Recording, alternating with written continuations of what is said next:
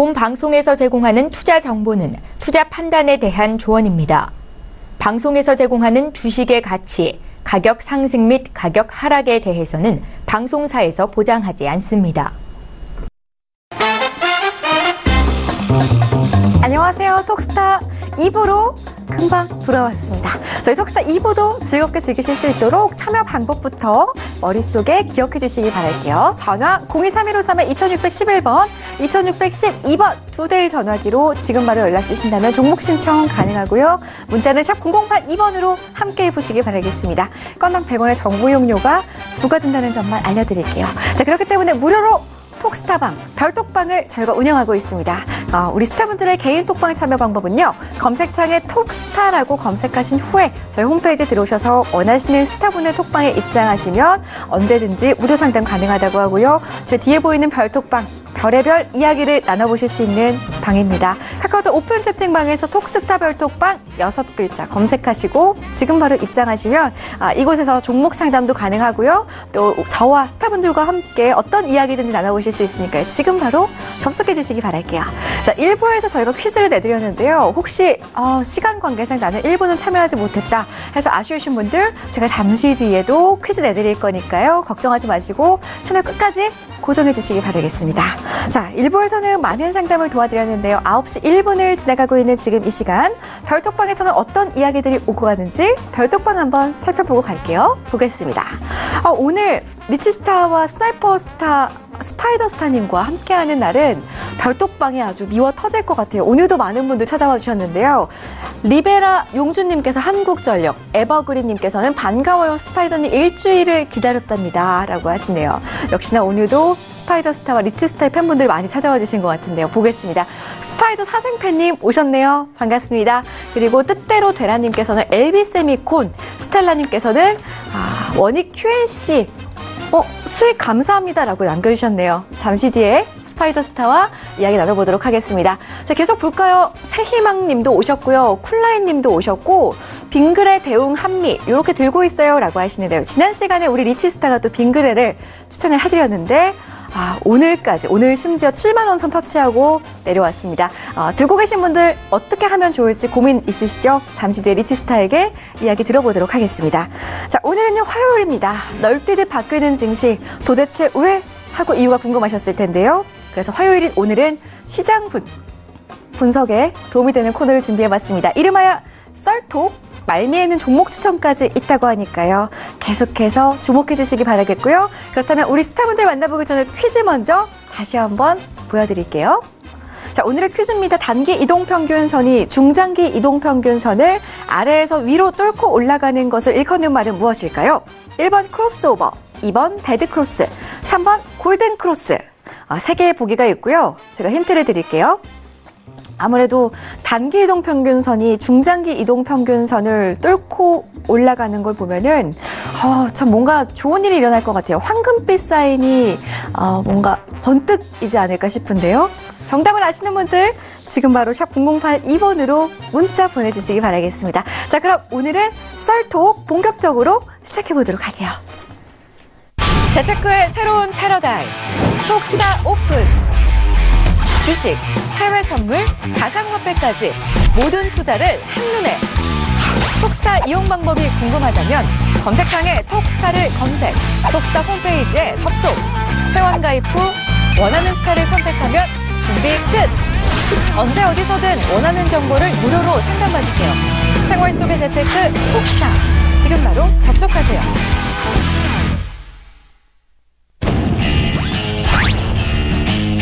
스파이더 차트로 추세의 맥점을 잡는다. 차트 분석의 최강자 스파이더 스파입니다. 성장 가능성이 큰 종목에만 투자하고 해외 경제 시황을 기반으로 안정적이고 높은 수익률을 보여드리는 리치스타입니다.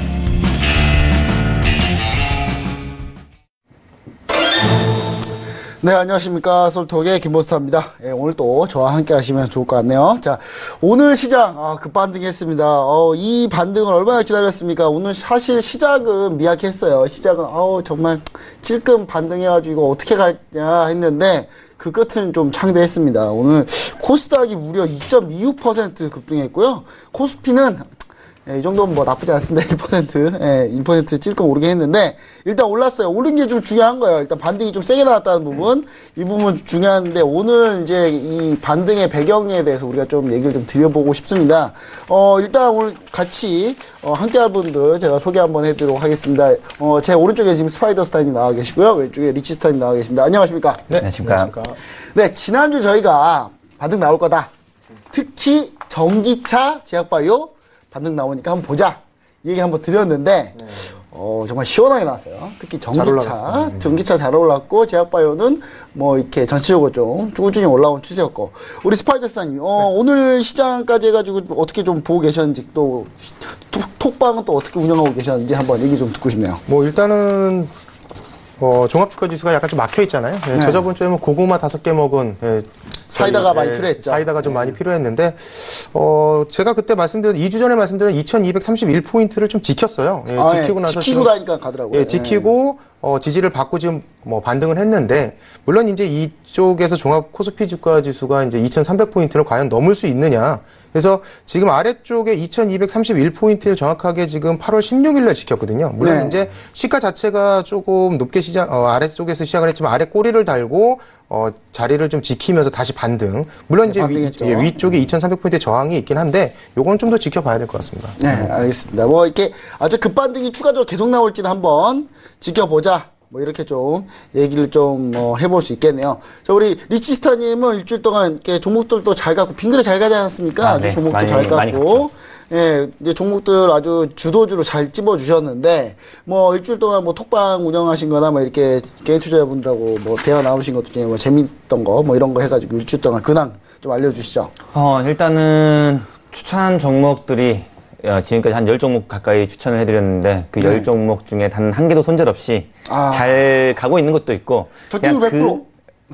그 가격을 지키고 있는 것도 있습니다. 너무 뛰었나요? 일단 저쪽은 그래도 100%. 일단은 손절 안 되고 그래도 현상 가격 이상은 유지하고 있으니까 다들. 근데 많이 간 것도 있고 솔직히 좀 안 가는 것들도 있습니다. 예를 들어서 뭐 GS건설 같은 경우는 우리 매수 단가가 44,000원이었는데 그거보단 조금 위에 있긴 하지만은 안 가고 있고요. 아니 뭐 찡더 다 가면 여기 나오면 안 되죠. 그렇죠? 그렇죠. 일단은 그래서 이제 찍는 종목들마다 다 가면 정말 좋겠지만은 뭐 10개 중에 한 8개 정도는 갔고 2개는 지금 아직 안 갔습니다. 나머지 2개도 이제 갔겠죠. 승률 좋은데요? 감사합니다. 네, 이제 빙그레나 뭐 대웅제약, 한미약품 뭐 이런 것들은 이제 많이 갔고요. 그리고 또 이제 뭐 제약바이오는 앞으로도 계속적으로 지금이 뭐 이제 반등이 끝난 거 아니냐 이게 아니라 이제 반등의 시작이라고 볼 수 시작이다. 네, 시작이라고 볼 수 있겠죠. 제가 누누이 말씀드리지만 여름이 끝나갈 때쯤 그때부터는 제약바이오가 상당한 힘을 낼 수 있을 거라고 지금 3주 전 이제 한 4주 전부터 말씀드렸죠. 마침 좋은 소식이 나왔어요. 녹십자 셀에서 그 미 FDA에서 희귀약품 선정되면서 특혜도 많이 받고 그 뉴스 딱 터지고 나서 제약바이오 확 돌더라고요, 완전히. 그래서 그 외적으로도 뭐 굉장히 좋은 이슈들도 많이 있고 또 실적도 R&D 투자가 워낙 많이 일어났기 때문에 제약바이오들 같은 경우는 지금 현재 뭐 실적이 부진한 종목들 이런 종목들도 솔직히 겉보기상 그렇습니다. 겉보기상은 그렇지 R&D 투자가 그만큼 많이 일어나서 지출이 많았을 뿐이죠. 결국에 그렇기 때문에 제약바이오는 결국에 그 실적을 딛고 일어서서 앞으로는 이제 좋은 기대 방향성이 나올 수 있지 않을까 이렇게 바라보고 있습니다. 네, 알겠습니다. 뭐 일단 오늘 시장만큼이나 아주 긍정적인 그런 우리 초반 코멘트인데요. 일단 오늘 사실 그 환율이 상당히 좀 괜찮았어요. 환율이 이제 좀 $1 환율이 이제 원화가 좀 강세가 되면서 상당히 좀 좋은 모습 보여줬는데 그래서 도대체 이 원화 강세는 어디서 날라온 거냐? 우리가 이렇게 좀 봤는데, 그래서 오늘 시장 이슈를 하나 잡아보려고 합니다. 오늘 4.70원 하락을 했네요. 1118.40원, 네, 마감을 했습니다. 자, 그럼 $1가 왜 이렇게 괜찮아 우호적으로 됐냐? 도대체 연기금이 왜 다시 사기 시작했고, 사실 연기금 지난주에 욕을 많이 먹어가지고, 지난주 내내 연기금 수익률 안 좋고, 연기금이 지금 뭐 하고 있는 짓이냐, 이런 얘기 많이 나와가지고, 연기금이 얘기 들었나봐요. 그런 얘기도 많이, 참고 많이 했나 본데, 그리고, 그럼 이제 해외 이슈가 하나가 불거졌죠. 그래서 오늘 시장 이슈 하나를 선정해 봤습니다. 시장 이슈 한번 보시죠. 네. 미국과 중국 무역 분쟁 관련 청하급 실무 협의. 그 결과는, 우리가 항상 이슈 2개 했다가, 시간이 너무 모자라서, 이거 밤새 얘기해야 되는데, 그렇죠. 지금 시간이 모자라가지고, 주제를 하나 줄였습니다. 주제 줄였으니까요. 좀 많이 못 다뤄서 죄송하긴 합니다만은, 일단은 뭐, 지금 가장 핫 이슈가 되고 있는 미국과 중국의 무역 분쟁 관련 내용입니다. 물론, 지금 실무 협의하고 있습니다. 전반적인 개요 얘기해드리자면, 일단은 미국에서 먼저 손을 내밀었어요. 실무 협의 한번 해볼래? 하면서 차관이 이렇게 손을 내밀었더니, 중국이 두 손을 잡았죠. 양손으로 잡아줬어요. 양손을 잡아주고, 내가 갈게. 기다려봐. 그래서 중국이 갔어요. 갔는데, 중국 언론에서는 그런 얘기가 있더라고요. 백날 해봐야 어차피 똑같다. 11월 중간선거 전까지는 다 안 나온다. 중국이 다 포기한다고 해도 심지어 그 중국 신화통신인가요? 거기서 이제 했던 얘기인데, 거기 어디 칼럼 쓰시는 분이 했던 얘기를 봤는데요. 중국이 나라를 통째로 들어다 미국한테 준다 그래도 트럼프는 11월까지만 하지 말자라고 할 거다. 아마. 그래서 의도가 상당히 좀 보인다. 뭐 이런 얘기예요. 근데 이런 현재 상황이고요. 근데 청와급 회의가 되면 이제 미국 쪽에서 시나리오 생각은 뭐 이렇더라고요. 미국 쪽에서는 에이펙 정상회담이 11월에 있습니다. 11월 중순에 있는데 이때 극적으로 화해하겠다. 중간선거 다 끝내놓고. 예, 약간 전략상 약간 이럴 가능성이 있다. 뭐 이런 얘기까지 하면서 차가 실무회담이 지금 계속 지속되고 있는데, 이 부분 결과가 좀 어떻게 될지 저는 이제 두 스타님들의 의견을 좀 듣고 싶은데요. 먼저 스파이더 스타님. 네. 미중 무역 분쟁 관련해서 이제 청와급 실무회담. 사실 실무회담 하는 게 맞아. 대빵들이 서로 얘기하는 것보다 그렇죠. 밑에 사람 얘기하고 전반적으로 상황 정리한 다음에 마지막에 두 사람은 악수만 하면 되잖아요. 예, 사진만 잘 찍으면 되는데, 이 부분에 대해서 지금 제가 봤을 때 해외 선물 관련한 이슈와 국내 증시 이슈 좀 나눠서 봤으면 좀 좋겠거든요. 네. 한번 어떻게 좀 생각하고 계시는지, 이 영향에 대해서 어떻게 좀 보고 계시는지, 좀 길게 갈 거냐, 아니면 일단 트럼프 대통령이 일단 위안화 조작 발언을 좀 했죠. 예, 네, 그러면서 맞아요. 이제 4차 협상에서 이제 유리한 고지를 좀 차지하고자 하는, 좀 뭔가 확보하고자 하는 좀 그런 취지를 좀 보여지고, 지금 11월 지금 에펙 정상회담에서 시진핑 주석을 만나서 이제 저는 특유의 전략으로 좀 보여주고 있습니다. 솔직히 지금 트럼프 대통령이 중국 관세 부과 조치가 좀 장기화됐을 경우에 유럽 국가들도 그렇고 지금 전체적으로 아시아 국가들도 굉장히 좀 안 좋아지는 영향을 좀 받을 수밖에 없는 지금 상황인데, 지금 태국이나 아니면 중국, 태국이나 한국, 그 다음에 베트남까지 이런 어떤 이제 아시아 전체적으로 좀 옛날 IMF 때 1997년에 좀 안 좋았던 나라. 그렇죠. 그러니까 신흥국들에 대한 지금 이런 관세 조치가 이렇게 나오면서 신흥국들의 어떤 그 PMI 지수가 굉장히 좀 낮아졌습니다. 그래서 1%에서 1.5%. 지표가 좀 안 좋았습니다. 예, 좀 1%에서 1.5% 정도 좀 하락을 했는데, 반면에 지금 미국에 대한 어떤 PMI 지수들이나 유럽의 PMI 지수는 약간 좀 보합을 하는 그런 좀 경향을 좀 보이고 있어서, 일단은 좀, S&P 500 같은 지수 같은 경우에는 일단은 좀 많이 올라갔습니다. 주가가 계속해서 올라가고 있는 반면에. 미국장 너무 좋아요? 네, 굉장히 좋죠. 근데 나스닥은 또 반면에 또 횡보를 좀 하고 있는 모습을 좀 보이고 있고, 그러니까 이 상황이 제가 봤을 때 11월까지 좀 흐지부지하게 이렇게 흘러가지 않겠나. 또 일단 지수도 크게 이슈는 없이. 예, 지수도 그냥 거기서 그냥 좀 멈춰 있을 것 같고, 아까 제가 차트를 잠깐 보여드렸었는데 지금 국내 지수 코스피 종합지수 같은 경우에는 2,300포인트에서 2,231포인트라고 지금 아까 말씀을 제가 드렸는데, 2주 전에 제가 말씀을 드렸던 자리가 2011년도에 고점이 2,231포인트였잖아요. 네. 그래서 여기서 지지를 지금 받고 또 2,300포인트에서 저항을 받고, 그래서 이 자리가 지금 꽉 막혀 있는, 지금 100포인트에서 지금 한 70포인트에서 막혀 있는 답답한 자리거든요. 상황이네요. 답답한 상황이죠. 그때도 저희가 사이다가 좀 필요하다고 말씀을 좀 드렸었는데, 그래서 지금 저희 국내 지수 같은 경우에는 2,300포인트가 돌파 여부가 굉장히 관건일 것 같고요. 이게 돌파를 했을 경우에 또 2,400포인트에 또 저항선이 또 하나 놓여져 있습니다. 그래서 2,400포인트까지도 아직 안심할 단계는 아닌데, 어쨌든 2,300포인트만 돌파를 한다라고 한다면은 약간 좀 국내 시장이 한숨을 돌린 수 있는 자리에 놓여질 것 같고, 반면에 2,231포인트가 저희가 지금 8월 16일 날에 지지를 받고 올라갔던 자리인데, 이 자리가 하락자리, 무너질 경우에는 추세는 계속 하방 추세로 계속 타고 내려가지 않겠나. 그래서 약간 좀 지금은 좀 증세 자체가 좀 불안하지 않나, 이렇게 좀 판단을. 사실 청와급 회의 한다고 해도 특별하게 기대할 거 많이 없다, 이런. 제가 봤을 때는 좀 11월 어떤 에펙 네, APEC 정상회담까지는 계속 이 상태를 유지하지 않겠나. 그리고 그 전까지는 제가 봤을 때는 어떤 결과를 좀 기대하기보다는 중장기적으로 계속 어떤 좀 서로 눈치 게임을 하지 않겠나. 이렇게 좀 판단을 좀 하고 있습니다.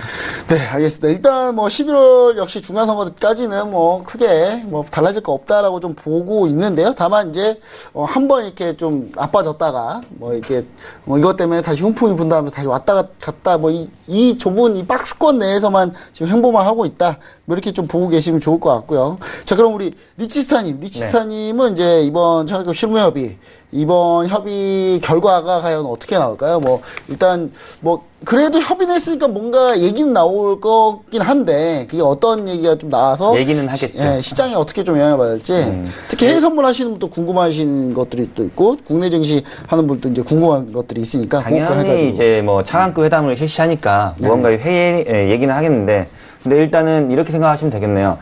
이거는 거의 맞을 것 같긴 한데요. 단기간에 빠른 협상을 보기는 굉장히 힘듭니다. 왜냐하면은 미국과 중국은 일단은 얽혀 있는 게 너무 많아요. 뭐 정치, 경제, 뭐 지리, 군사, 뭐 다 얽혀 있거든요. 다 얽혀 있다 보니까 이게 쉽사리 풀릴 수 있는 기미가 이게 어떠한 뭐 특정한 딱 단발적인 이유만으로만 된 문제가 아니거든요. 뭐 보시다시피 여러 가지 문제가 얽혀가지고 결국에 미중 무역 분쟁이 지금 일어나고 있는데 일단은 이 문제가 어떻게 보면 또 굉장히 어려운 문제도 아니에요. 그냥 말로서 끝내버리면 딱 그만인 얘기들이거든요. 그런데도 불구하고 미국은 미국에 대한 자존심, 또 중국은 또 신흥국, 그러니까 G2라는 또 자존심, 이 두 개의 싸움이 지금 일어나고 있는데 일단은 제가 봤을 때 한 차례의 회담 가지고는 절대 협상 결과 뭐 좋은 쪽이 나올 수는 없습니다. 이번에 한번 그냥 살짝 서로 얘기 좀 오갔다가 그냥 자기네들의 마음만 그냥 자기네들의 마음만 그냥 듣는 것뿐이지 절대로 회담 결과가 뭐 긍정적으로 굉장히 센세이션적인 회담 결과가 나오지는 못할 겁니다. 왜냐하면은 그만큼 많은 것들이 좀 얽혀 있다 보니까 조금 더 많은 이야기가 좀 필요하겠죠. 많은 이야기가 필요한데 제가 봤을 때는 시나리오가 한 2가지 정도로 나눠서 나오지 않을까 이렇게 생각이 됩니다. 시나리오 뭐 첫 번째로는 뭐 다들 잘 알겠지만은 일단은 굉장히 뭐 11월 달까지 굉장히 뭐 서로 밀고 당기고 밀당을 하겠죠. 지지부진하게 밀당하면서 이쪽 양보하고 저쪽 양보하고 이쪽 양보하고 이러면서 지지부진 흘러가다가 한 11월, 12월 달쯤 좀 협상을 좀 타결하는 이런 모양새가 나오거나 아니면은 아니면 두 번째 이제 완전 파탄으로 가는 거죠. 그냥 나 안 해. 그래. 그냥 그만하자 우리. 그냥 싸워보자. 싸워보자. 이렇게 갔다가 완전 극적까지 갔다가 갑자기 이거는 어차피 둘 다 그쪽으로 갈 수는 없어요. 어차피 둘 다 망한. 둘 다 서로 안 좋아지는 거예요. 결국 전 세계가 다 안 좋아지는 거기 때문에. 전 세계의 압박도 마찬가지고 또 여론의 압박을 또 무시를 못 하거든요. 그러다 보니까 계속 압박을 받다 보면은 결국에는 이제 한 발짝 뒤로 밀려나고 한 발짝 뒤로 밀려났다가 절벽에서는 결국에 이제 밀려날 데가 없지 않습니까? 그러니까 결과적으로 이제 어쩔 수 없이 극적인 타결을 할 수밖에 없는 거죠.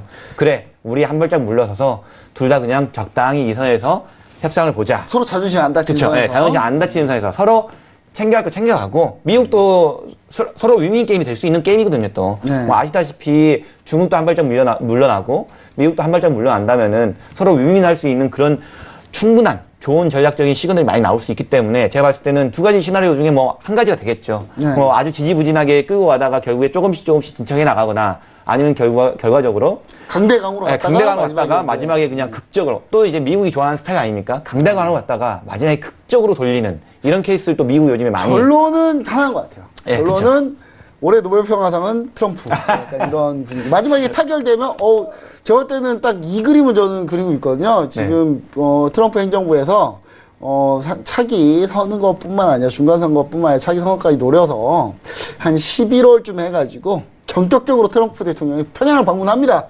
방문해서 김정은 위원장하고 이렇게 손 맞잡는 거죠.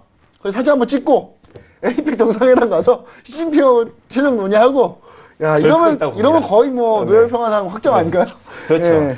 약간 병주기 하는 뭐 그런 모습. 이러다 보니까 아무래도 이제 회의의 결과에 따라서 국내 증시는 뭐, 냉탕과 온탕을 오가면서 계속적으로 대외 증시에 취약할 수밖에 없거든요. 우리나라 자체가 대외 증시에 강했다면은 이런 게 별로 의미도 없죠. 원래 수출 일변도의 나라이기 때문에 우리나라 같은 경우는요. 그러다 보니까 이제 냉탕과 온탕을 왔다 갔다 하면서 이전에도 저희가 한 2주 전이었죠. 2주 전에도 항상 말씀드렸듯이 코스피 지수에 2230 포인트 이쪽의 지지 라인을 무너뜨린다면 아래가 분명히 열릴 것이고 또 지지를 받는다면 또 다시 박스권, 밴드권을 형성할 수 있다고 말씀드렸는데 지금은 약간 박스권 형태인 밴드를 유지하고 있지 않겠느냐. 올라간다 하더라도 뭐 단기적으로 모멘텀은 2330까지가 맥시멈이지 않을까. 일단은 어느 정도 박스권을 좀 유지하지 않겠냐라고 이렇게 보입니다. 이게 막 증시가 지금 확실하게 치고 올라갈 수 있는 모멘텀은 많이 부족한 건 사실입니다. 국내 증시는. 네. 우리나라는 S&P 증시하고는 다릅니다. S&P 500만 혼자 달리고 있죠. 그렇죠. 혼자. 그리고 이제 그렇게 되면 이제 두 분 다 이제 얘기를 다 해주셨는데, 제가 궁금한 거는 결국 우리나라 증시에 가려면 딱 하나밖에 없는 것 같아요. 딱 하나. 달러가 약해야 돼요. 달러 꺾여야 되거든요. 근데 지금 보니까 제가 지금 달러 인덱스를 보니까 95.67. 지금 그래도 좀 밀렸어요. 그나마 좀 밀려준 상태인데 얼마까지 갔나요? 96.73까지 올라갔다가 달러 네. 인덱스가 지금 밀렸는데 리치사님은 달러 인덱스 방향 어떻게 보고 계시나요? 네, 달러 인덱스는 미중 무역 분쟁 때문에도 움직임이 있지만은 이제 그것뿐만이 아니라 터키가 좀 유로화 때문에 그렇죠? 유로. 네, 유로화. 왜냐하면 결과적으로 달러 인덱스라는 것 자체가 달러 인덱스 상품을 구성한 게 6가지의 통화를 기준으로 삼아가지고 달러 인덱스를 100으로 설정해서 만든 거거든요. 네. 거기에는 유로부터 포함해서 뭐 엔화 그리고 뭐 스웨덴 크로네 등등 쫙 들어가 있는데 아무래도 이제 터키 유로화 자체가 이제 많이 이제 밀리면서 달러 인덱스가 상승폭이 좀 키웠죠. 근데 이제 슬슬 지금 유로 반등했더라고요. 네, 유로 좀 반등했죠. 왜냐하면 터키 리라도 반등을 했고요. 네. 근데 터키 발이 조금 진영 국면으로 접어드느냐 마느냐 이 차이인데 지금은 약간 터키 발이 약간 수그러든 모양새. 수면에 좀 깔아앉았어요. 네, 수면에 좀 깔아앉았는데 이게 그렇다고 해서 없어진 거예요. 악재가 없어진 거냐? 그건 또 아니거든요. 언제든지 다시 붉어질 수 있는. 주말 동안에 신용평가사 3대 신용평가사가 다 터키 신용등급을 하향 조정했습니다. 그렇죠. 그건 어쩔 수 없는 어쩔 수 없는 일이었고 이제 앞으로는 이제 터키발로 해가지고 얼마나 더 악재가 나오느냐 아니면 여기서 좀 진정률을 맞느냐 이게 중요하겠죠. 만약에 진정률을 맞는다면 달러는 다시 하향세를 나타낼 것이고 그렇지 않다면 달러는 다시 좀 눌렸다가 다시 또 반등하는 그런 모양새가 나오겠죠. 네, 알겠습니다. 그럼 스파이더스타님은 뭐 달러나 뭐 이런 부분들 주변 이제 재반상 우리나라 결국 환율 문제인데 우리나라 같은 경우는요. 뭐 달러 방향이나 뭐 이런 것도 어떻게 보고 계시나요? 일단은 아까도 말씀드렸듯이 이제 달러와도 지금 미중 네. 어떤 그런 무역 전쟁을 깊이 들어가면 사실 이게 지금 어떤 그런 환율에 대한 굉장히 깊은 이해도가 좀 필요합니다. 그래서 뭐 환율 가지고만 얘기해도 뭐 2시간, 3시간이 뭐 걸려 이렇게 얘기를 해도 부족한 부분이기 때문에 지금 어떤 트럼프 대통령의 위안화 조작하고 있지 않냐. 이 발언도 사실 어떤 이런 달러의 사실 위안화가 영향을 좀 미치고 있어요. 미치고 있죠. 그래서 어떤 지금 중국이 갖고 있는 지금 어떤 미국의 국채 부분도 굉장히 상당하지 않습니까? 그럼 이런 국채 부분들을 만약에 최근에 중국 많이 팔았더라고요. 뭐 만약 중국이 진짜 화가 나면 이거를 갖다 확 쏟아내버렸을 경우에 미국도 타격은 분명히 입을 수 있거든요. 이런 어떤 환율 관련해서 저희가 달러와 이런 어떤 부분들은 저희가 좀 딱 뭐라고 이렇게 단연하기보다는 이게 굉장히 좀 중장기적으로 가면서 계속 변화하니까 이 부분들에 대해서는 그냥 지속적으로 좀 지켜볼 필요가 있을 것 같아요. 사실 그런 얘기들은 있습니다. 지금 잭슨홀 미팅 하고 있잖아요. 잭슨홀 미팅 하고 있는데 보통은 미 연준 의장이 참석을 하면 약간 온건파적으로 시장 금리 정책이 변하고 참석 안 하면 매파가 된다고 하는데 파월은 전혀 존재할 수가 없어요. 갔는데 금리 올렸습니다. 근데 이제 매파 발언을 했어요. 그런데 이제 중요한 거는 뭐냐? 저는 이제 여기서 달러 꺾였냐 안 꺾였냐를 먼저 얘기하는 분들이 몇 명 있더라고요. 근데 저 때는 예측이 중요한 게 아니라 잘 대응하는 게 중요하겠죠. 잘 대응하는 게 뭐 사실 저도 꺾였다고 보고 싶어요. 사실은 우리나라 증시 올라야 되니까 달러 꺾여서 지금 달러 고점 만들고 지금 꺾였다고 좀 봐야 되는 상황인데 보기를 원합니다. 저도 그렇게 보기를 원하지만 실제 그렇게 예측해서 매매를 하는 거는 뭐 좋지는 않다. 사실 두 분의 결과가 안 의견은 좋더라고요. 약간, 예측 매매. 예측 매매는 결과가 맞아요. 안 좋습니다. 예. 예측 매매는 약간 작두타는 거기 때문에 뭐 제가 뭐 다 맞췄으면 저희가 다 여기 안 있고 저기 점집 하나 차렸겠죠. 저기서 예측은 하되 대응을 해야겠죠. 대응을 잘 해야 된다. 뭐 이런 얘기를 좀 전반적으로 해봤습니다. 자, 그럼 이제 시장 이슈 이렇게 알아봤고요. 그럼 오늘의 종목 이슈는 또 어떤 게 있을까요? 우리 종목 이슈 한번 보여주시죠. 데리링. 네, 종목 이슈. 지금 보니까 중소형주 실적 부진 관련해서 이제 얘기가 중소형 제약바이오 논란, 실적 부진 논란이 있고, 그 다음에 신약 관련 기대감 추가 상승할까? 뭐 이 내용이 아이고 죄송합니다. 일단 제약바이오 관련해서 내용이 나왔네요. 네. 지금 이제 중소형주, 맨 위에, 아까 위에 있는 이슈는요, 시장 이슈고요. 밑에 이슈가 중소형 제약바이오인데, 오늘 이제 전체적으로 중소형 제약바이오주들이 좀 잘 갔어요. 그렇죠. 네, 제가 지금 요즘에 이제 많이 얘기하고 있는 종목들이 좀 있어요. 시장에서. 이렇게 얘기만 하거든요. 추천 안 하고. 일단 좀 두고 보자. 라고 얘기했던 종목들이 엔지캠 생명과학, 넵지노믹스, 그 다음에 레고캠바이오, 강스텐바이오텍 이런 종목들. 그러니까 제약바이오에서 요즘 논란이 뭐냐면 제가 화두를 좀 던져보면은 네, 종목 이슈를 이제 저희가 다시 한번 소개를 해드릴게요. 자, 종목 이슈가 잘못 나와가지고 다시 한번 보겠습니다.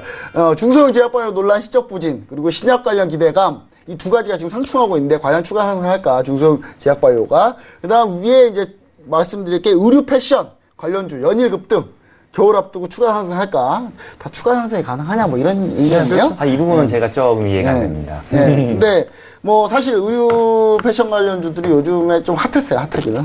핫해서 이 두 개의 섹터를 한번 제가 보도록 하겠습니다. 일단 아까 제약바이오 얘기했으니까 얘기 나온 거 계속 하죠. 네. 일단 제약바이오 같은 경우가 사실 그 중소형주 제약바이오들이 어떤 논란이 있냐면 실적이 부진하다.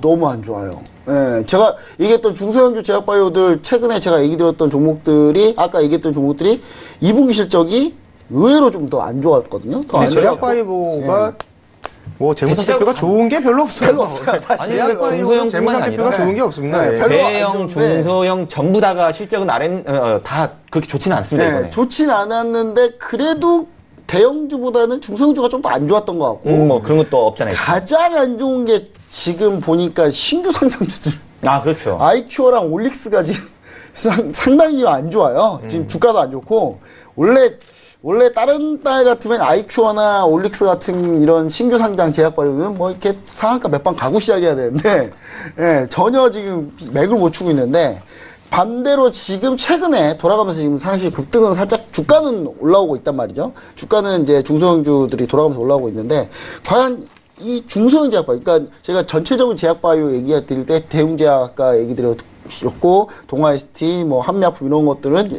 약간 대형주니까 추세적으로 우리가 좀 간다라고 좀 보고는 있는데 중소형주 쪽 생각이 어떤지가 좀 궁금합니다.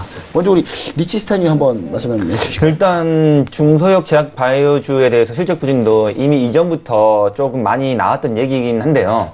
저는 솔직히 중소형 제약 바이오주도 나쁘지 않다고는 봅니다. 그렇지만은 중소형 제약주보다는 만약에 돈이 있다면은 저는 중대형 대학주 위주로 중은 들어간대. 네, 중은 들어가는데 소형은 빼자. 소형은 빼자. 소형은 네, 빼자. 좀 선별적으로 진입하는 게 좀 좋을 것 같습니다. 아무래도 그 중소형 중에서 소형은 좀 빼고 중대형으로 해서 우리가 조금 자금을 안정적으로 관리할 필요도 있는 게 좀 더 중요하겠죠. 보시면 알겠지만은 어쨌든 제약 바이오주는 좀 테마로 묶어가지고 상승할 때 주로 같이 상승하는 경우가 많습니다. 네, 그렇죠. 주로 같이 상승하는 경우가 많고 그리고 보시면 알겠지만은 대형주부터 중형주, 소형주 다 전부 다 제약 바이오는 R&D 투자를 이번에 많이 했습니다.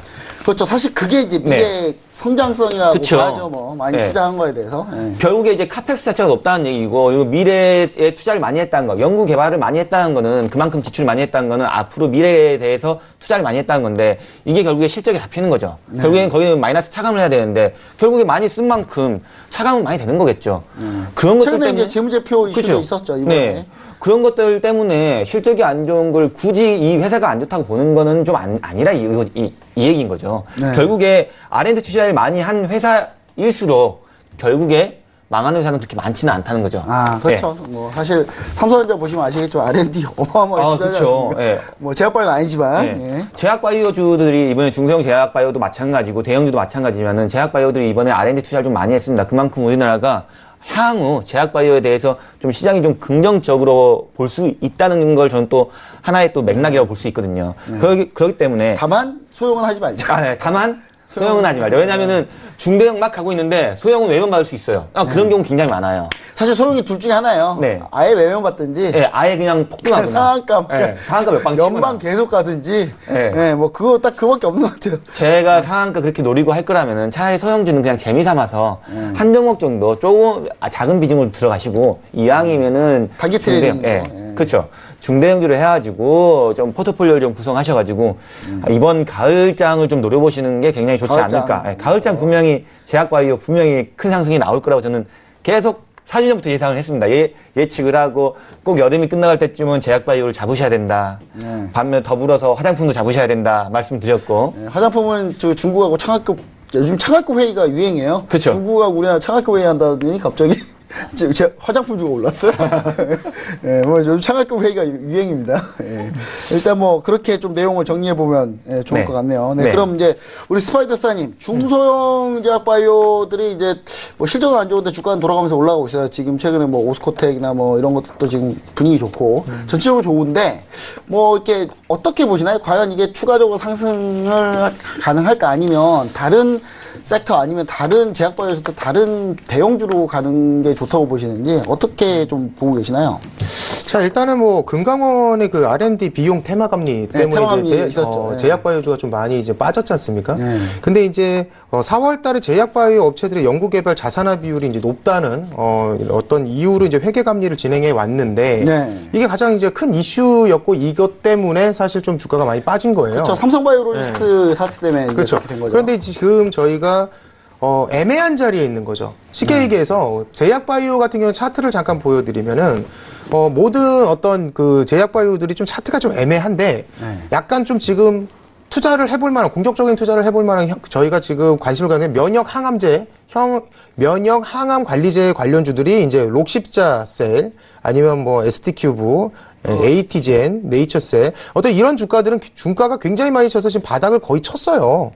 지금 어떤 제약바이오주에 어차피 저희가 어떤 재무제표가 별로 안 좋은 입장에서 이런 재무제표가 다들 안 좋고 별로 상황이 좋지는 않습니다만 차라리 들어갈 거면 차라리 이렇게 바닥을 쳐서 지지가 확실히 아예 바닥을 쳐가지고 이제 더 이상 빠질 데가 없는 그리고 지금 요즘에 면역 항암제 관련 주들이 좀 많이 이슈를 받고 네, 있어요. 맞아요. 그러면 아싸리 더 이상 빠질 데가 없는 제약바이오주를 건드는 게 낫지 않겠나?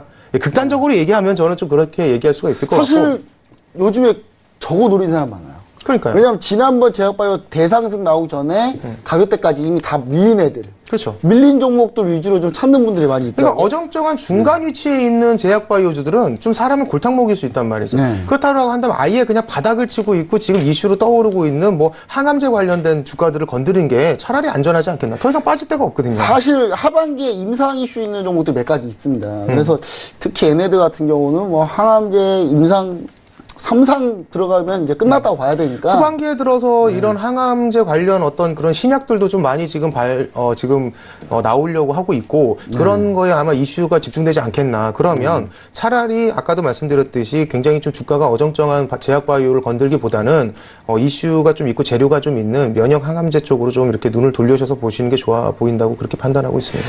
그 차트상에서 그 부분 딱 어필이 될 만한 그런 스파이더 차트 내 그 내용이 있는 거죠? 스파이더 차트에서 구별을 가능할까요? 그런 스파이더 게? 차트를 여기서 지금 보여는 지고 있는데 이번 주에 처음으로 제가 지금 보여드리는 것 같아요. 자세한 설명은 뭐 어차피 네. 그 무료 톡방에서 무료 톡방에 들어오시면은 뭐 전부 다 설명을 좀 드릴 건데 지금 굳이 추천주로는 가져오진 않았어요. 네. 물론 이게 약간 좀 더 알아봐야 되고 어떤 이런 신약에 대해서 저희가 좀 더 알아봐야 되겠지만 그리고 중소형 제약 바이오는요 추천하기 너무 좀 그래요. 그래서 지금 뭔 일이 들을지 모르기 때문에 제약바이오를 건들 때 제가 드리고 싶은 말씀은 여기 보시면은 지금 이게 유한양행인데 제가 이따가 또 유한양행을 추천주를 좀 드리고 싶은 이유가 유한양행 같은 경우에 저희가 지금 겨울철 기침감기 그다음에 코프 시럽이라고 제 발음이 좀 잘 안 되는데 코프 시럽정 그다음 매출이 급증하는 경향이 좀 있고요. 겨울철에 좀 급증하는 경향이 그리고 또 있습니다. 유한양이 그것도 있습니다. 오스코텍이랑 그렇죠. 지금 항암제 하고 있는 게 있어가지고 그다음에 얘네들이 지금 시장 인지도도 좀 높게 상위 제약 업체이기도 하고요. 자체 개발 품목의 매출이 증대되고 있고 매출 비중 확대에 따른 수익성도 개선이 되고 있기 때문에 지금 만약 요런 어떤 그런 해안선도 지금 돌파를 하고 있고 240의 중요 저걸 이평에 해안선이라고 올라탔- 하는군요. 요걸 해안선이라고 하는데 저 안에 들어가 있으면 주가가 안 좋다. 예, 그리고 저 밖에 벗어나야 예, 벗어나야 됩니다. 그러니까 저거를 바다라고 생각하시면 돼요. 바다에 빠진 그렇죠. 허우적거리는 허우적거리면서 침몰하는 배라고 생각하시면 되는데 수영을 잘 못하고 지금 여기 있단 말이에요. 예, 여기 위치에 있고 242평을 지금 지지를 받고 있고 위쪽으로 지금 저항대를 잠깐 보여드리면 유황여행 같은 경우에는 지금 보시면 예, 여기 쪽에 저항대가 있고 아래쪽에 지지선이 좀 있습니다. 그 중심선은 242평이 중심선을 갖다가 지금 가격 중심을 이루고 있는데 이 종목 같은 경우는 빠진다 하더라도 지금 20만 8천 원대에 지지가 좀 확실하게 나오고 있는 예, 요렇게 지금 지지를 계속 받고 있죠. 그렇기 때문에 요건 분할로 좀 매수를 좀 편입을 하시는 게 좋아 보이지 않겠나. 그래서 고점 부분에 보시면 23만 7천 원까지 충분히 올라갈 가능성이 매우 높은 종목이기도 하고요. 그리고 설사 빠진다 하더라도 비중을 좀 많이 싣지 마시고 비중 10%, 그다음에 빠졌을 경우에는 20만 8천 원 쪽에 비중을 10% 더 넣어서 평균 단가를 지금 뭐 21만 3천 원을 맞춘다라고 한다면 뭐 1만 3천 원 정도로 맞춘다라고 한다면 좀 높겠네요. 평균 단가가 21만 5천 원 정도 맞춘다라고 한다면 내려왔을 때 주가가 이런 식으로 빠진다 하더라도 이렇게 반등이 오거든요. 예, 필수적으로 반등이 오기 때문에 여기서는 본청을 하거나 비중을 또 10% 줄여서 평균 단가만 낮춰서 다시 가져가는 이런 전략을 한번 세워보시면 제가 봤을 땐 괜찮지 않겠나. 예, 지금 사실 이제 저희가 이제 중소형제약바이오 얘기하면서 유한여행은 뭐 대형 제약사긴 합니다만은 그럴 수밖에 없는 게 사실 중소형 제약바이오 종목을 제가 얘기했다가 이게 너무 빨라요, 종목들이. 근데 그렇죠. 대응이 안 됩니다. 그래서 대응을 정말 자세한 대응을 원하시면 아까 스파이더 차트를 한번 스파이더님 보여주셨지 않습니까? 스파이더님의 무료톡방 가시면은 얼마든지 볼 수 있습니다. 원래는 좀 이렇게 선별적으로 드리는데 찾아오신 그렇죠. 선별적으로 드리죠. 방송을 보고 찾아오신 분들에 한해서는 특별히 지급을 해드리도록 하겠습니다. 네, 일단 뭐 이렇게 좀 얘기를 좀 주셨고 아예 그냥 정리를 해보자면 아예 빠진 종목 위주로 하자. 그리고 단기 대응 같은 경우는 스파이더 차트 이용해서 진행해 보면 훨씬 쉽다라는 부분 강조해 주셨기 때문에요. 우리 명심하시고 꼭 내일 한 번씩 리치스타님이나 스파이더 차트님 톡방에 방문하시면은 아마 좋은 결과 있을 걸로 보여집니다. 자, 그리고 일단은 이제 톡스타. 근데 톡스타 스파이더 스타님하고 리치스타님의 이제 그 무료 톡방을 어떻게 가냐 도대체 궁금하신 분들은 저희 이제 포털 사이트에다가 톡스타 검색하시면요. 이렇게 딱 들어갈 수 있습니다. 들어가시면은, 이렇게 클릭하시면 바로 무료 톡방으로 연결이 되니까 꼭 한번 쭉 찾아보시면 좋을 것 같습니다. 네, 이 다음 이슈 가도록 하겠습니다. 이 다음 이슈. 이거 상당히 좀, 저는 뜬금포라고 생각했어요. 예, 뜬금포입니다. 왜냐면 시장에서 별로 기대 안 했는데, 의류 패션 관련주들이 무더기로 그냥 적당히 몰았으면 말도 안 하는데 무더기로 우르르 갔어요. 우르르 갔는데 이게 사실 물론 이런 건 있습니다. 사실 이거 살짝 좀 일찍 좀 저희가 이슈를 잡았어야 되는데 지금 이제 주도주들이 부재했을 때는 의류 패션이 갔었어요. 그쵸. 근데 오늘 전기차랑 그 다음에 관련 종목들, 예를 들어서 뭐 제약바이오들 가구, 전기차 배터리 테마들 가니까 또 이제 그렇게 오늘은 또 좋은 모습을 좀 보여주지 않았는데 이 부분에 우리가 좀 포커스를 맞춰야 될 것 같아요. 과연 의료 관련주들이 과연 지수 밀릴 때 구원투수가 될 수 있느냐. 경협주와 함께 의료 관련주들이 구원투수가 될 수 있느냐에 대한 부분은 우리가 좀 시청자분들 좀 궁금해하실 것 같습니다. 왜냐하면 지수 밀릴 때 방어할 만한 종목이 많이 없기 때문에 일단 우리 리치스타님 의료 관련주들 어떻게 보고 계시나요? 최근에 휠라코리아, 네, 휠라코리아, 영웅무역, FNF 뭐 이런 종목도 지금 다 우르르 가지 않았습니까? 주로 이제 대장은 휠라코리아라고 보는 게 맞겠죠. 일단. 네, 요즘에 이제 휠라코리아 핫하죠. 네. 네, 차트를 보시면 알겠지만 휠라코리아가 굉장히 저항대를 돌파하면서 그렇죠? 저항대를 돌파하면서 굉장히 의미 있는 가격대를 이제 또 돌파를 할 수 있느냐, 그리고 안착을 할 수 있느냐가 중요한데, 결국에 휠라코리아는 4만 원짜리를 안착을 하느냐 마느냐 이게 굉장히 중요하겠죠. 그렇죠? 4만 원짜리 안착이 중요하다. 네. 예. 일단 4만 원짜리 한번 돌파는 시도를 해가지고 돌파를 한번 했다가, 그 다음에 그냥 바로 밀리는 그런 모양새가 나오긴 했지만은, 어쨌든 간에 휠라코리아를 비롯해서, 뭐 또 그렇다고 해서 모든 전 의류 패션이 다 올라갔느냐, 또 그건 또 아니거든요. 그렇죠, 선별적으로 그렇죠. 올라갔다라고 보시는 게 맞겠죠, 일단은. 근데 의류 같은 경우는 또 남북 경협지로도 좀 속해 있는 종목들이 또 몇 개 있습니다. 몇 개 있어요. 개성공단과 관련된 주들이 많이 있다 보니까 있어요. 그런 종목들이 어떻게 보면은 지수가 좀 떨어질 때 좀 방어를 해줄 수 있는 모멘텀이 될 수도 있는 뭐 약간 감초 역할을 해줄 수 있는 그런 주식들이 될 수도 있는데 완전 주도주로 보기엔 좀 어렵다. 완전 주도주로 보기는 아직은 좀 어렵지 않겠느냐. 아직 특별한 뭐 모멘텀이나 이슈가 막 확 이렇게 막 100이면 100 다 있다고 보기는 힘들어요. 제가 봤을 때 한 40 정도? 네. 네. 조금 반이라고 하기도 좀 부족할 정도로. 지금 추격하면 사실상 좋은 자리는 아니다. 뭐 이렇게 그건 아니다 싶어요. 네. 네, 지금은 잠깐의 깜짝 반등이라고 보시는 게 맞을 것 같고, 그리고 이제 또 아무래도 이제 남북이 예를 들어서 경업주로 포함된 것도 있고, 이산가족 이산가족 만남도 있고 이러다 보니까 그 부분도 이슈가 되면서 좀 남북 관련주도 좀 같이 띄워주고, 그리고 또 마찬가지로 그러면서 이제 의류 패션 중에서 좋은 종목들이 또 대장을 맡아가지고 치고 나가니까 같이 덩달아서 반등한 모양새가 좀 나왔을 뿐이지, 이게 글쎄요, 계속 지속적으로 유지할 수 있을까라는 건 아직은 좀 의문이 들긴 합니다. 왜냐면은, 물론 이제 가을 이제 의류 패션 같은 경우는 좀 약간 환절기 때 주로 이제 좀 약간 좀 주가가 좋은 경우가 좀 많이 있긴 합니다. 특히 이렇게 가을 겨울 옷이 비싸서 네. 특히 가을 비싸죠? 이쪽 넘어갈 때 주로 이제 가을 겨울 이쪽이 조금 의류 쪽은 좀 더 강세를 많이 띄우는 편인데, 좀 이 부분이 어느 정도 좀 반영이 됐다고 저는 보고는 있습니다. 근데 반영이 됐다고 보기에도 약간 애매모호하다 말씀드릴 수 있는 게, 그렇게 많이 오른 것도 아니에요. 네. 잠깐 반등을 했기 때문에, 예를 들어서 10만 원대의 주식이 한 15,000원 올랐다고 해서 많이 오른 거 아니잖아요. 네, 그렇죠. 예. 그렇기 때문에 제가 봤을 때는 의류 패션은 중장기적으로도 가을 겨울에 나쁘지는 않을 것 같지만은, 단기적으로는 조금 어느 정도 좀 눈치를 좀 보다 가지는 않겠냐 이런 생각이 좀 들긴 합니다. 거기서 좀 더 이제 시장을 좀 지배할 수 있는 힘이 있어야 된다면은, 아무래도 여론에서 좀 남북 경협조 좀 띄워주고, 네. 그렇죠? 그리고 니네들 잘한다 이러면서 실적 좋고 이런 얘기들을 좀 하면서, 요즘에 의류 패션 잘 나간다 이런 말들이 좀 많이 나오면 또 그 부분이 좀 부각이 되겠죠. 네. 그렇지 않다면은 의류 패션은 어떻게 보면은 이제 단기적인 기대감, 그것 때문에 올라간 건 아닐까라는 이런 생각도 좀 가지고. 그래서 사실 이제 네. 추격하는 거는 그렇게 좋은 선택은 아니다. 네. 추격하는 건 솔직히 네. 좋은 선택은 아니다. 제일 제가 이제 좀 중요한 논의는 뭐냐면, 오늘 이 논의가 추가 상승이 가능하냐 안 하냐 이 여부를 우리가 단정 짓거나 우리가 정확하게 맞춘다 이런 보다는, 그러니까 우리 개인 투자자분들이 이거 오르네 하면서 무리하게 뛰어들 가능성이 있기 때문에, 그렇죠. 이제 저희가 요게 이제 향후 전망이 어떤지에 대해서 우리가 좀 정확하게 좀 얘기를 해보자는 거거든요. 그래서 그렇죠. 그런 의미에서는 이제 추격하는 거는 그렇게 좋은 선택은 아니다. 네. 향후에 좀 선별적으로 몇 몇 개만 골라가지고 종목들. 한다면 또 그건 나쁘진 않을 것 같습니다. 근데 다만 그것도 좀 지금 당장 자리에 추격. 사실 영업무역 차트 봤는데요. 이거 추격 못하겠어요.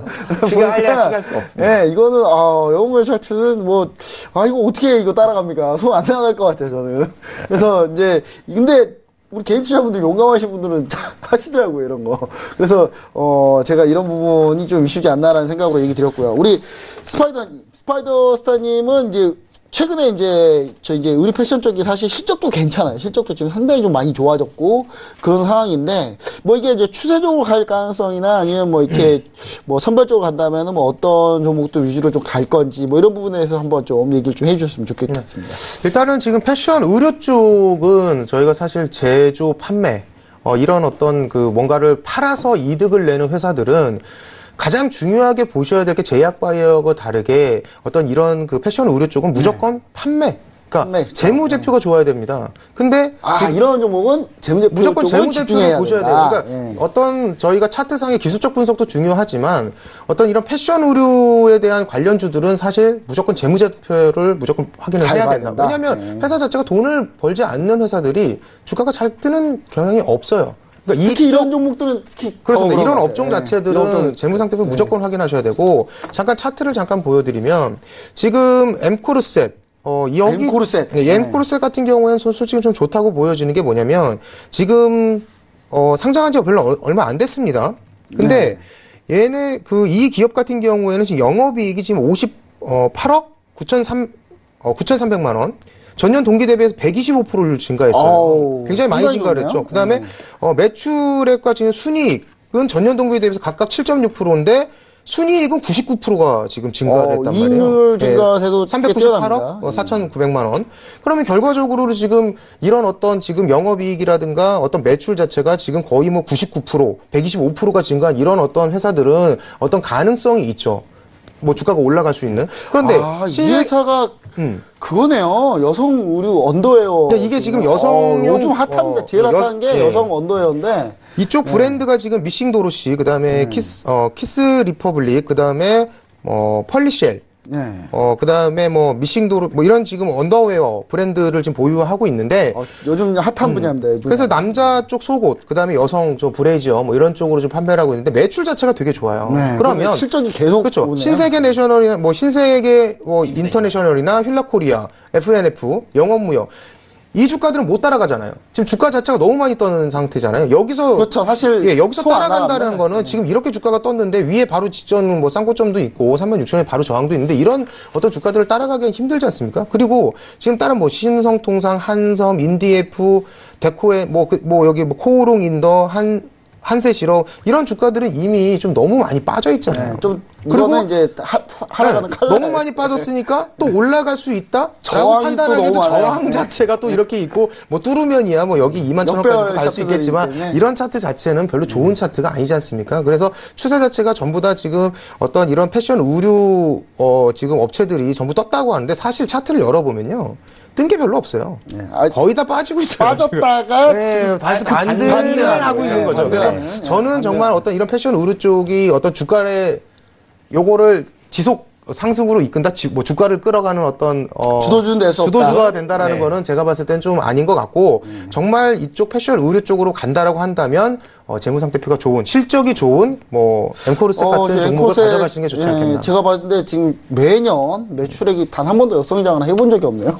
이런 회사들은 투자 네. 가치가 있죠. 제가 봤을 때는 이번에 확실히 좀 좋은 야한 거 아니죠? 아닙니다. 농담한 겁니다. 네. 근데 확실히 이제 제가 봤을 때 요즘에 핫한 브랜드가 핫한 쪽이 언더웨어 쪽이 확실히 좋더라고요. 네, 그렇죠. 언더웨어 쪽이 확실히 좋아서 그것도 있어요. 땡땡아머라고 요즘에 땡땡아머 요즘에 제가 왔다 갔다 많이 하거든요. 그 앞에 매장에 저도 모르게 가끔 가서 저도 모르게 사고 있는 저를 발견해요. 저도 이거 왜 내가 이거 하고 있지? 뭐 요즘에 약간 그런 쪽 약간 그쪽에 좀 많이 좀 포커스 많이 맞추는 트렌드이기 때문에 제가 봤을 때 앵콜셋도 한번 보시면 좋을 것 같습니다. 오늘 이렇게 좀 얘기를 좀 드렸는데요. 전반적으로 전체 이슈, 시장 이슈 좀 다뤄봤는데, 추천주 한번 정리 한번 해보겠습니다. 자, 한번 추천주 화면, 정리된 화면 있으면 한번 보여주시죠.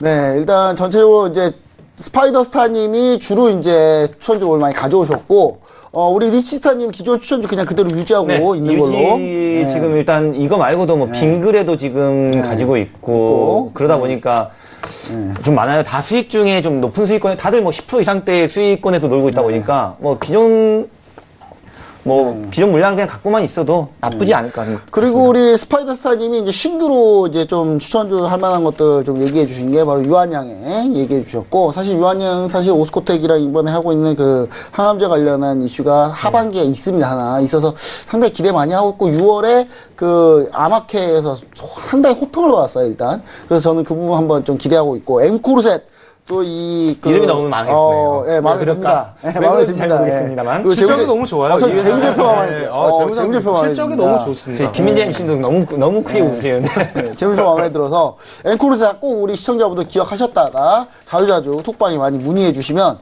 좋을 것 같고, 실시간 대응 원하시면 스파이더스타님, 리치스타님 직접 찾아가셔가지고 얘기해 주시면 실시간으로 대응 가능하니까요. 그 부분도 꼭 챙겨가시길 바랍니다. 우리 이번에 이제 다 마쳤고요. 우리 민재 앵커님 모시겠습니다. 네, 엠코르셋 종목 하나로 아주 화기애애해지는 시간이었습니다. 우리 리치스타와 스파이더스타의 추천 종목들 오늘도 잘 기억해 주시기 바라겠고요. 내일장부터 살펴보시기 바라겠습니다. 오늘 도움 말씀 주신 세 분과는 그럼 여기서 인사드릴게요. 오늘 말씀 고맙습니다. 자, 2시간 동안 상담부터 해외 이슈, 거기에다가 다양한 내용들까지 저희가 샅샅이 살펴봐 드렸습니다. 오늘도 많은 도움이 되셨길 바라겠고요.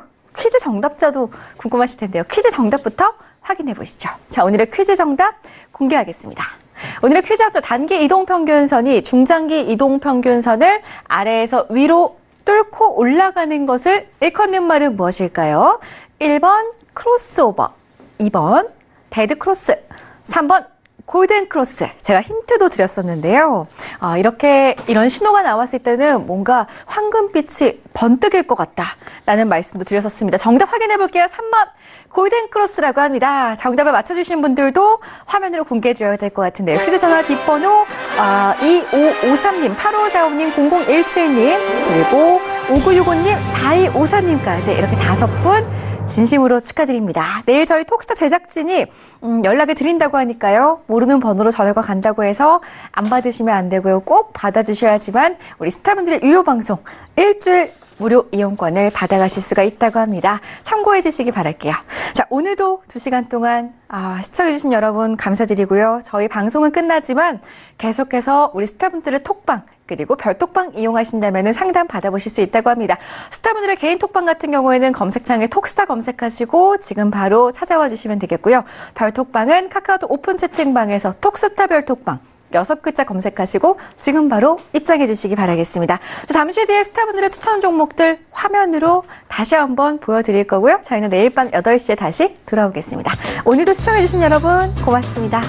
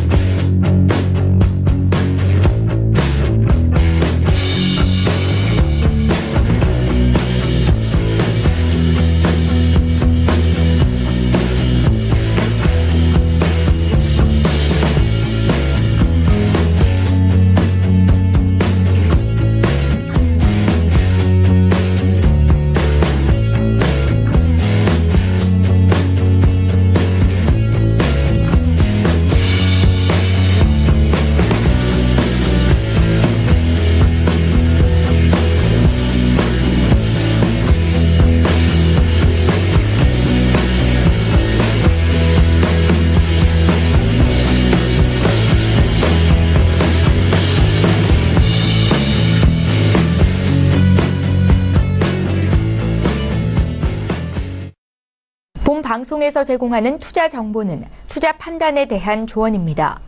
방송에서 제공하는 주식의 가치, 가격 상승 및 가격 하락에 대해서는 방송사에서 보장하지 않습니다.